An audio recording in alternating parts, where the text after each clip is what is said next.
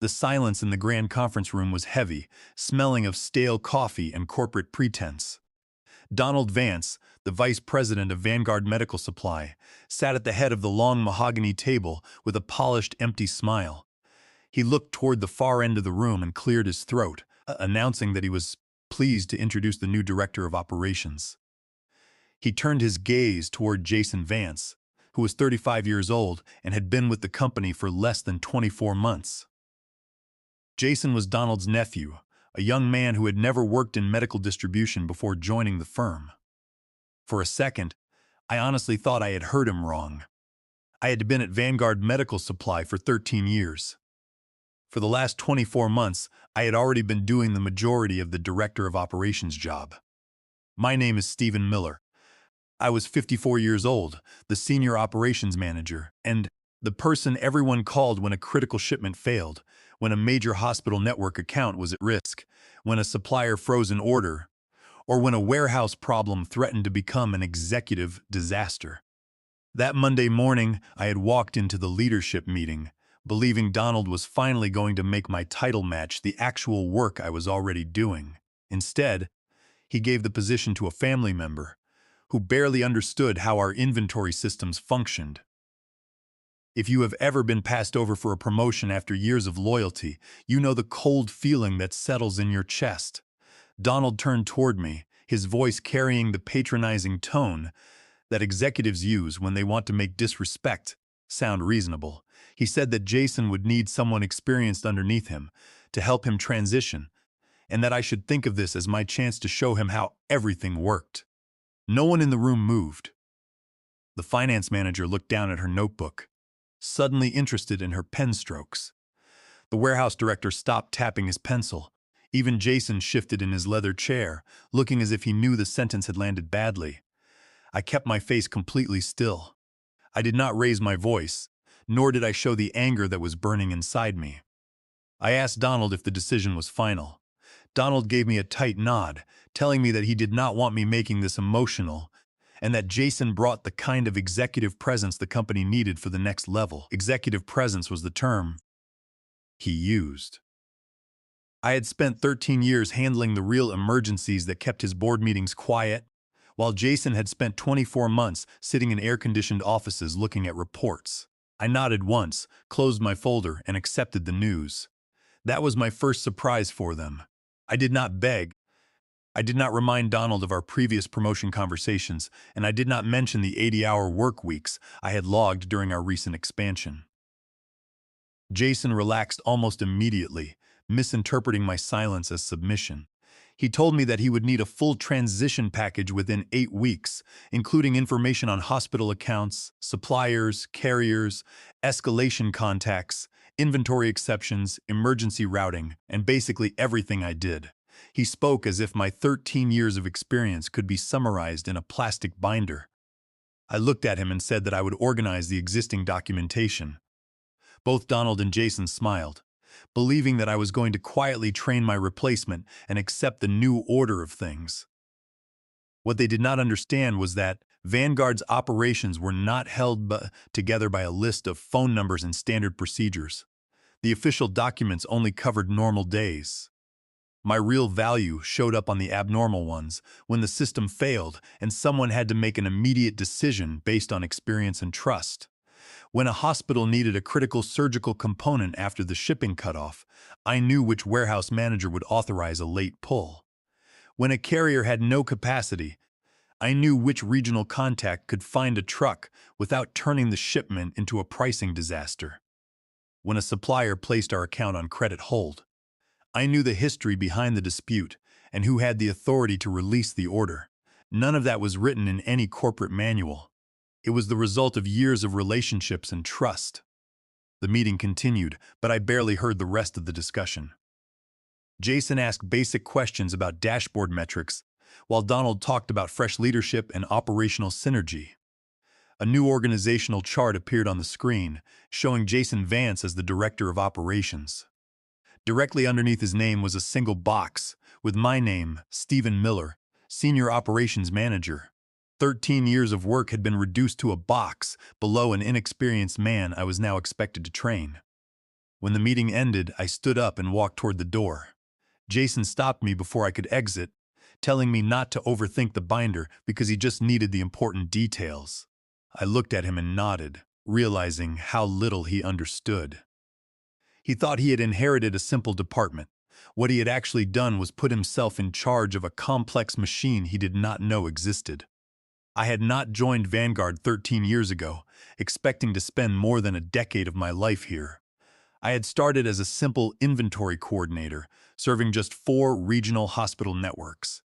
The company was small, our systems were inconsistent, and most emergency procedures were unwritten. My plan was to learn the business, earn a promotion, and move on. Instead, Vanguard grew rapidly, and my responsibilities grew even faster. I had to master purchasing, warehouse scheduling, supplier escalation, and transportation.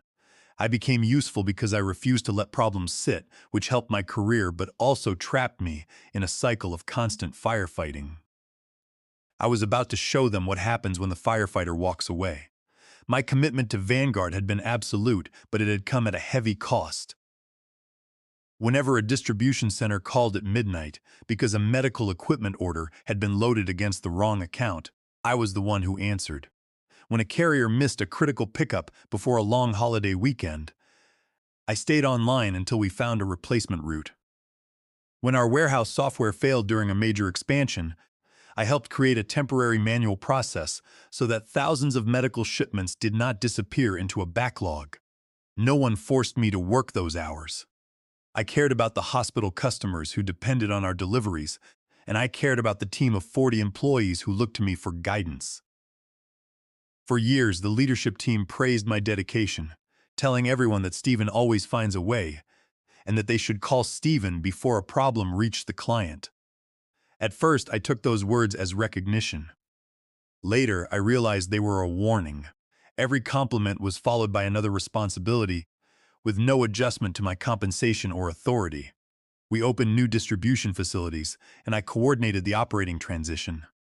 I trained new managers, built escalation routines, and joined supplier reviews that were supposed to be handled by directors. There was also a personal reason I stayed. A few years into my time at Vanguard, my family faced a significant financial difficulty, and I needed the stability of a steady salary. I could not afford to walk away, and Donald knew that. He was skilled at giving me just enough hope to keep me invested.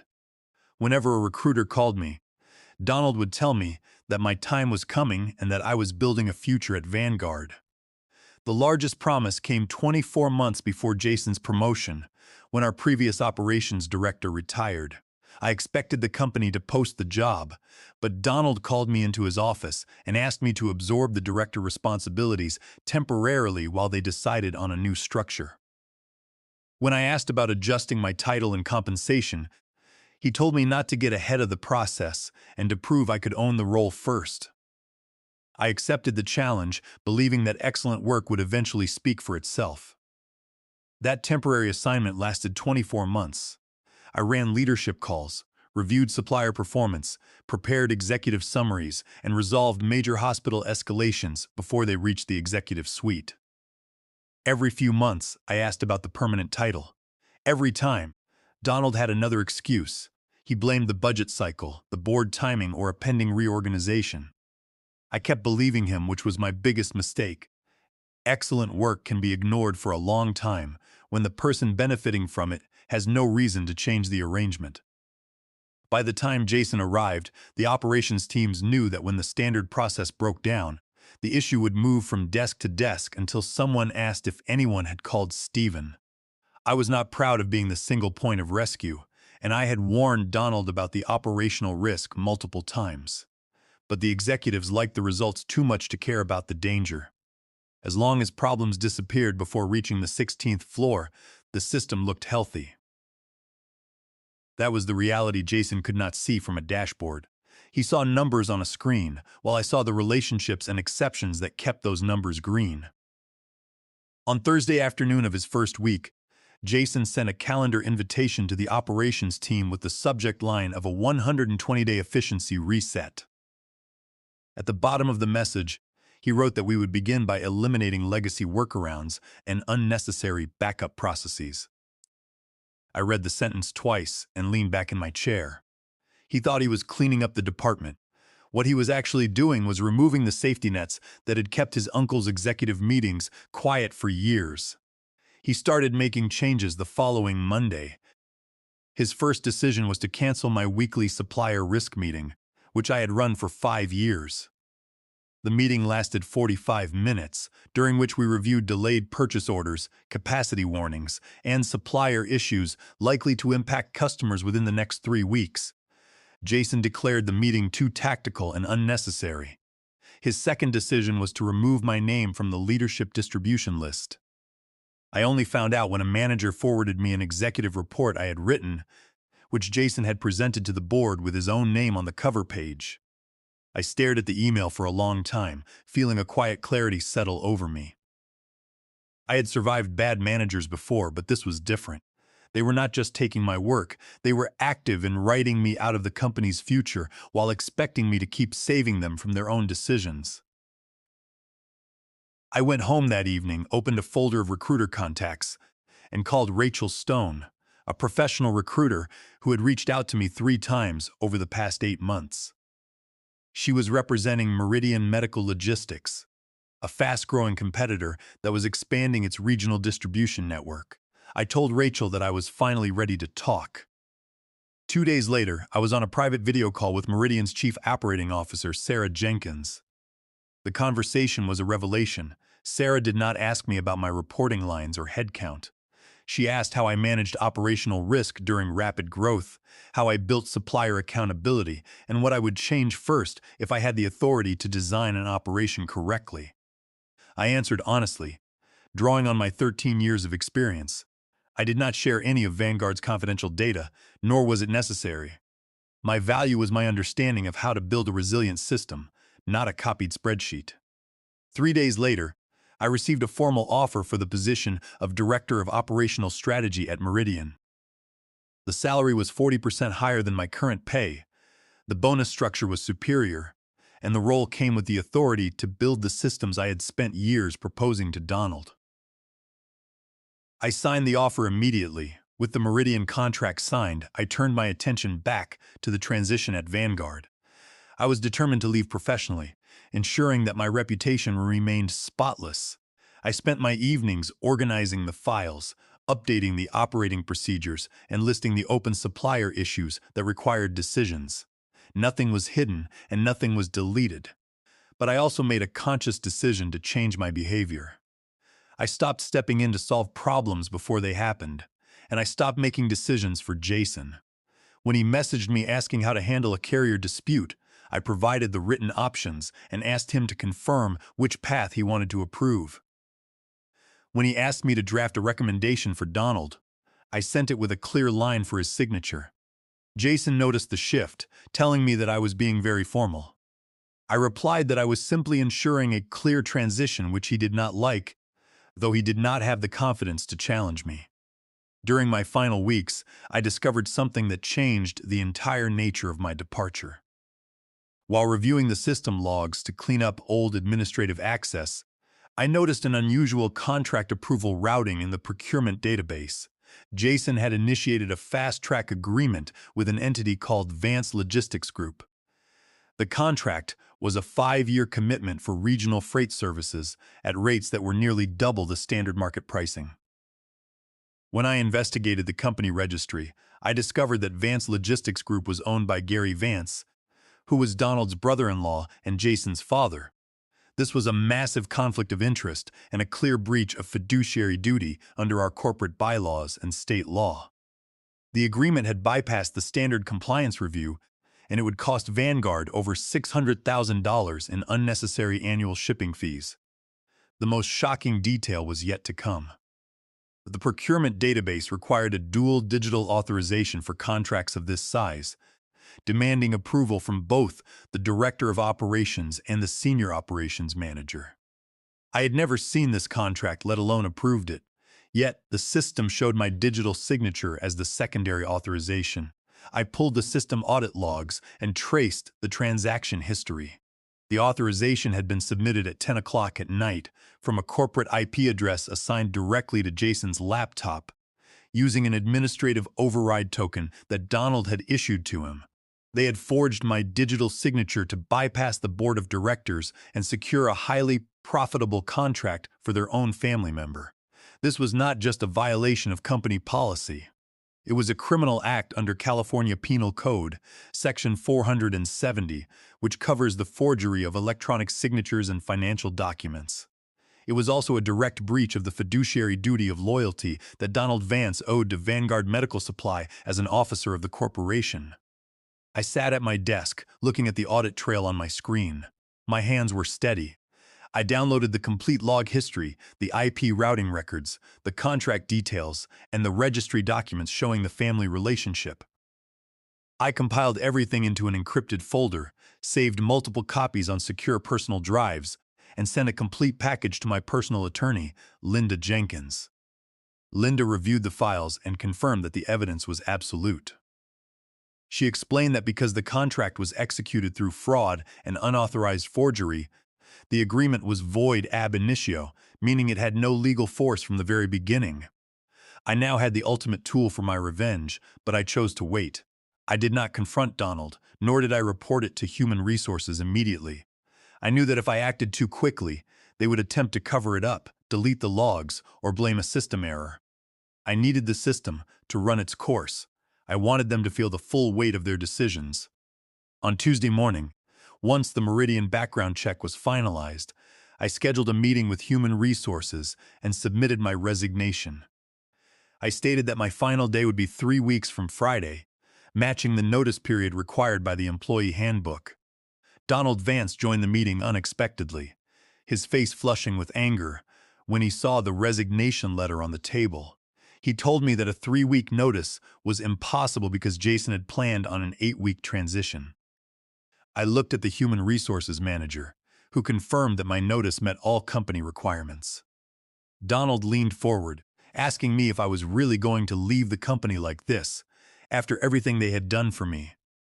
I looked at him, thinking of the 13 years of unpaid overtime, the promotions they had denied, and the forged signature on the Vance Logistics contract. I told him that I was completing my transition professionally, but that I had accepted another opportunity. He stood up, warning me that the industry was small and that I was making a mistake. I did not answer. I simply stood up, took my copy of the resignation receipt, and walked back to my desk. They had just discovered that instead of the 8 weeks they expected, they had exactly 15 business days before the senior operations manager walked out the door, leaving them to manage a system they did not understand. I spent the remainder of that afternoon cleaning out my desk files, ensuring that my team members had everything they needed to perform their daily duties without interruption, while ignoring the cold looks that Donald Vance cast in my direction. I organized my files into binders and updated the digital shared drive so that every process was clearly mapped in the master index. My transition was a masterclass in how to leave a role with integrity, ensuring that every failure that would soon unfold could be traced directly back to the decisions of the current management. By the time I left, my office was empty, yet every piece of knowledge I had gained over 13 years remained accessible. I walked past the conference room one last time, feeling a strange sense of peace as I realized that the chaos they were about to face was entirely of their own making. The stage was set, the evidence was archived, and I was ready to close the final chapter of my career at Vanguard. During the 15 business days of my notice period, Donald Vance acted as if my resignation was a minor inconvenience that would soon blow over. He stopped by my office twice, offering vague promises about renegotiating my compensation if I agreed to stay. I politely declined each time. Jason Vance took a different path, choosing to display an arrogant confidence that bordered on comedy. In our transition meetings, he would cut me off mid-sentence whenever I explained the specific requirements of our hospital network accounts, telling me that he understood the process. When I walked him through the emergency freight procedures, he spent the time checking his phone. When I pointed out that one of our primary suppliers had a history of capacity shortages at the end of the quarter, he dismissed it as relationship management rather than real operations. I documented everything anyway. I sent detailed emails listing carrier renewal dates, supplier escalation paths, and active operational risks. I made sure my paper trail was spotless, so that when the system failed, no one could claim I had hidden the information. My team of 40 employees watched the transition with growing concern. On my final Friday, they brought a small sheet cake to the break room to say goodbye. One of the warehouse coordinators shook my hand and whispered that several managers were already updating their resumes because they did not trust Jason's leadership. I told him to do what was best for his career, but not to make any decisions based on my departure. At 5 o'clock that afternoon, I sent my final transition email to Donald, Jason, and the Human Resources Department, attaching all the documentation. I turned in my laptop, my security badge, and my company phone. The Human Resources Manager signed the exit checklist, wished me luck, and I walked out of the building carrying a single box of personal items. The first major operational issue hit Vanguard at 5:20 that same afternoon. A critical refrigeration shipment of cardiac catheters, needed by our largest regional hospital network, was delayed at the Chicago facility. Under our standard exception process, this should have triggered a 4-step response: checking alternate inventory, contacting the backup supplier, and securing emergency freight before the regional cutoff. Jason was the only manager on call, and when he received the alert, he tried to call our preferred backup carrier. That was when he discovered that the emergency carrier agreement had expired. I had flagged that renewal date 4 times in writing, but Jason had delayed the signature because he wanted to renegotiate the rates to show cost savings. The carrier refused to move the shipment under the old terms, and they demanded a premium rate that required executive financial approval. Jason hesitated, unwilling to approve the extra expense on his first day without consulting his uncle. By Saturday morning, the shipment was still sitting on the dock, and the hospital network was calling our executives, demanding to know why their order had missed the delivery window. By Saturday afternoon, a second crisis emerged. Our largest supplier placed Vanguard on a temporary credit review, freezing all outgoing shipments. Jason had challenged a series of disputed fees on their latest invoice, believing he was saving the company money. He had ignored the supplier notes explaining that these fees were part of a pre-existing settlement for expedited production. The supplier refused to release any new orders until the dispute was resolved, which effectively shut down our primary pipeline for surgical trays. By Sunday evening, the warehouse managers were sending frantic emails asking who had the authority to approve product substitutions, as our stock was depleted and we could not receive new inventory. By Monday morning, what had started as a few isolated issues had become 10 major escalations. The operations were grinding to a halt. There were missed pickups, inventory mismatches, unresolved substitutions, supplier holds, and hospital purchasing directors demanding to speak to senior leadership. The company had not crashed because I sabotaged it. It was failing because they had replaced 13 years of experience with an unqualified manager who did not understand the context of the business. At 8:30 on Monday morning, Donald Vance walked into his weekly executive meeting, expecting to present a smooth transition report. Instead, he was met by a room of angry directors and a list of customer complaints.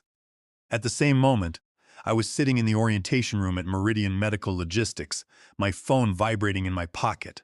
I ignored the calls, focusing on my new colleagues and the onboarding materials. During the morning break, I saw 4 missed calls from Donald. I placed the phone back in my bag. The 5th call went to voicemail, and I waited until my lunch break to listen to it. Donald's voice was stripped of its usual corporate polish. He sounded desperate, asking me to call him immediately because they were experiencing some transition complications and needed my help. I did not return his call. I went back to my training, met with Sarah Jenkins, and spent the afternoon reviewing Meridian's operational strategy. I waited until 4:30 in the afternoon, when my first workday was officially over, to return the call. I stood outside the modern brick building of my new employer, looking at the traffic passing on the street, and felt a profound sense of relief that my time was finally my own, free from the constant burden of rescue. The air felt crisper, the city lights were brighter, and I knew that for the first time in over a decade, I was truly free from the toxic environment that had slowly consumed my personal life and my health. I turned off my personal phone, placed it in my glove box, and drove home, knowing that whatever chaos was happening at Vanguard was no longer my responsibility to fix. Donald answered my call on the first ring, his voice tight with anxiety.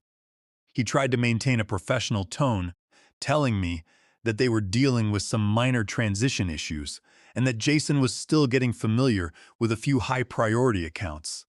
He asked if I could spend a few evenings helping Jason walk through the processes until things stabilized. I told Donald that I could not provide informal support because I was now an employee of Meridian Medical Logistics. His tone shifted from request to demand, reminding me of the years I had spent at Vanguard and the importance of the hospital accounts. I replied that I left complete documentation covering every active issue and that the transition was officially closed. He hung up after a brief silence. I stood in my new kitchen listening to the rain tap against the window glass and realized that the power balance had shifted completely in my favor. The next morning, Vanguard's Human Resources Department sent a formal email to my new corporate address requesting a temporary consulting agreement. I took the email straight to Sarah Jenkins. Sarah read it, smiled, and asked if I wanted to help them. I told her that I would only agree if it protected the hospital customers and did not involve shielding Jason from his own mistakes. She agreed, and we established strict boundaries for the contract. Before we could respond, Donald called again, offering a consulting rate that was quadruple my old hourly salary. I still did not accept immediately. Later that afternoon, the Chief Executive Officer of Vanguard, Carolyn Reynolds, contacted me directly, requesting a 45-minute video conference. When I joined the call, Carolyn was there with Donald Jason, the Human Resources Director, and the company's General Counsel. The room was silent. Carolyn spoke first, explaining that their relationship with the hospital network was at risk and that 2 suppliers were refusing to work with Jason. She asked why the transition had failed so catastrophically. Jason leaned toward his microphone and claimed that the transition was incomplete because my documentation was missing critical details. I opened the encrypted folder on my computer and shared my screen. I displayed the transition acknowledgement that Jason had signed on my last day, which listed every operating document I had provided. I then showed the calendar records, proving that Jason had cut 4 training sessions short and canceled 3 others, including the session on emergency carrier processes. Finally, I displayed the system audit logs from the procurement database. I showed the Vance Logistics Group contract, the double market rates, and the audit trail proving that Jason had used his uncle's override token to forge my digital signature at 10 o'clock at night. I turned to the General Counsel and explained that the contract represented a clear breach of fiduciary duty and self-dealing, and that because my signature had been forged in violation of California Penal Code. Section 470, the agreement was void ab initio. The room went completely cold. Jason stared at the screen, his face turning pale. Donald looked down at his hands, unable to speak. The General Counsel leaned toward Carolyn and whispered that the contract was indeed void and that the company faced severe legal exposure. Carolyn looked at Donald and Jason. Her expression hardened. She thanked me for the clarity and asked Donald and Jason to leave the video call immediately. Once they were gone, Carolyn turned back to me. She apologized for the way I'd been treated and offered me the permanent director of operations position, promising a significant retention bonus and a salary that matched my new Meridian contract. I looked at her and said that the position was no longer attractive to me. I explained that they had 13 years of evidence regarding my capability, yet they only valued me when my absence became expensive. I declined the permanent offer but agreed to the short-term consulting contract to stabilize the hospital accounts, under the condition that I would not interact with Donald or Jason. Carolyn accepted my terms. Within a week, she removed Donald Vance from his operational role and terminated Jason Vance's employment. The board launched an internal investigation into the forged logistics contract and the breach of fiduciary duty, eventually referring the matter to corporate compliance and legal authorities. The contract with Vance Logistics Group was formally declared void ab initio. I spent 2 weeks stabilizing the operations, working during my evenings under the agreed consulting terms, and then I closed the connection for good. At Meridian Medical Logistics, Sarah Jenkins gave me the authority that matched my responsibilities. Within my first quarter, we built a resilient operations team with rotating escalation ownership, documented supplier risks, and cross-trained managers. If I took a week off, the system continued to function. I had finally learned the difference between being needed and being valued. Vanguard had needed me to cover their weaknesses, while Meridian valued me enough to build a system where no single person had to be exhausted. I stood in my new office, looking out at the city skyline, knowing that I had not only protected my career, but I had also forced the people who undervalued me to face the true cost of their disrespect. The experience was mine, and that was worth more than any corporate promise they had ever made. I was finally building a legacy based on strength rather than sacrifice, and that made all the difference in the world. Looking forward, I knew that my professional life would be guided by the principles of transparency and mutual respect that I had fought so hard to implement throughout these difficult weeks, and I finally felt like a leader who commanded genuine respect rather than one who merely filled the gaps left by the incompetence of others. The future was no longer defined by the expectations of those who didn't understand the work, but by the standards of excellence I had chosen for myself.